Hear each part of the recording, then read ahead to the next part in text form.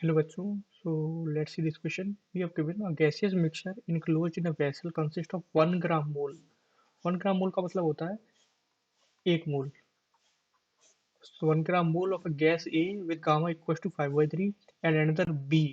इसके B के मोल दे रखे हैं हमें with gamma is equals to 7/5 at temperature T. The gases A and B do not react with each other and are assumed to be ideal. Find the number of gram moles of gas if gamma of the gas mixture is 19/30. So हमारे पास gamma of this mixture दे रखा है वो कितना है 19/13 और हमें gas के मोल निकालने हैं. तो हमारे पास एक और रिलेशन होता है, वो क्या होता है, वो होता है C P is equal to C V plus R. ये मेयर्स रिलेशन होता है. तो सबसे पहले बात कर लेते हैं ए की. इसे इक्वेशन नंबर 1 नाम दे देते हैं अभी थोड़ी देर के लिए.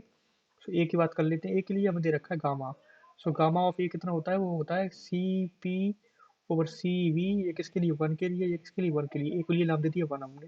तो दे रखा है 5/3. तो यहाँ से सी पी 1 की वैल्यू आ गई 5/3 सी वी 1.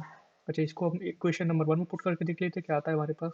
सो हमारे पास सी वी 1 की वैल्यू आ गई यहाँ से 3/2 आर. उसको पुट करने के बाद it implies that C P 1 की वैल्यू कितनी आ गई हमारे पास 5/2 आर. उसी एक्सप्रेशन में इस एक्सप्रेशन पुट करने के बाद कैसे आ गई ये देख लेते हैं यहाँ पे एक बार. सो यहाँ पे आ गया ये 5/3 C V 1 is equal to C V 1 plus R. So यहाँ से ये आ गई वैल्यू. अब बात कर लेते हैं बी के लिए. बी के लिए same C P 2 over C V 2 equal to 7/5. यहाँ से सी पी 2 की वैल्यू क्या आ गई सी वी 2 इंटू 7/5.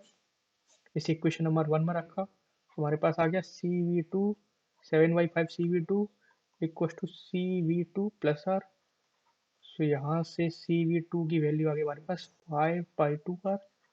और सिमिलरली सी पी 2 की वैल्यू उसमें पुट करने के बाद आ गई 7/2 आर. ये हो गए हमारे पास एक्सप्रेशंस कुछ, ये दो और ये दो.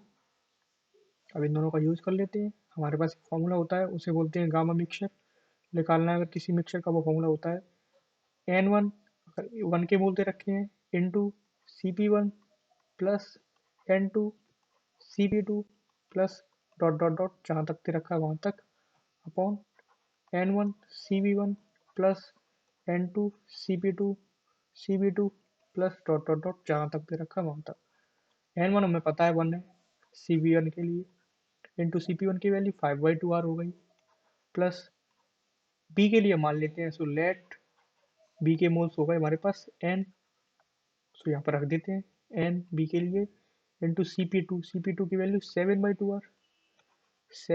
Are upon N1 C V 1 की वैल्यू 3/2 आर प्लस N2 हमने मान लिया बी के लिए एन है into C V 2 5/2 R. R R cancel हो गए.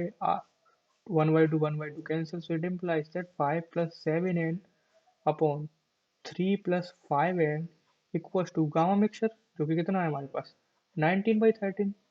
सो यहाँ से n क्या आ गया, सॉल्व करेंगे थोड़ा सा. सो n की वैल्यू आ गई हमारे पास 2 मोल्स.